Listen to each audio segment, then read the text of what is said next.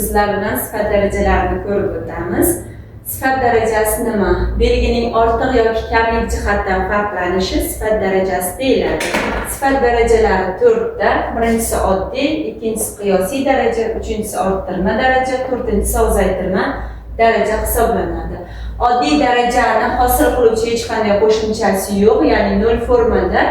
Demak, oddiy darajada sifatlarimiz o'z holatida ishtirok etadi, hech qanday qo'shimchasiz.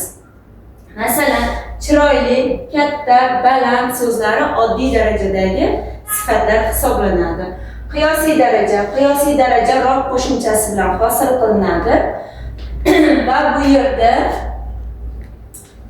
biror oz yoki ko'p ekanligi, biror narsaning oz yoki ko'p ekanligi qiyosan bir-biriga solishtiriladi. Masalan,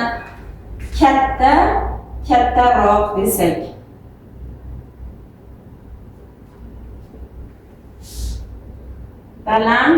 balandroq desak, bular qiyosiy darajadagi sifatlar sanaladi. Uchinchisi orttirma daraja eng, juda, g'oyatda, bag'oyatda so'zlar orqali yoki bir tovush o'zgarishdan ham hosil qilinishi mumkin. Orttirma darajada belgi me'yordan juda ham ortiq bo'ladi. Masalan, katta desam oddiy daraja, eng katta desam orttirma daraja hisoblanadi. Bu birinchi ko'rinishi. Ikkinchi ko'rinishi esa bir tovush o'zgarishdan ham orttirma daraja hosil qilinishi mumkin. Bunga misol qilib, oq oddiy daraja, buni orttirma darajasi oppoq bo'ladi. Ko'k desak oddiy daraja, ko'm-ko'k desak bu orttirma daraja hisoblanadi.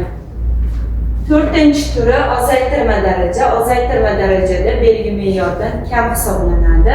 Bu yerda sal, picha, xiyla, nim so'zlari yordamlashadi va mitr, imtir, ish qo'shimchasi yordamida ham ozaytirma darajani hosil qilishimiz mumkin. Masalan, sal,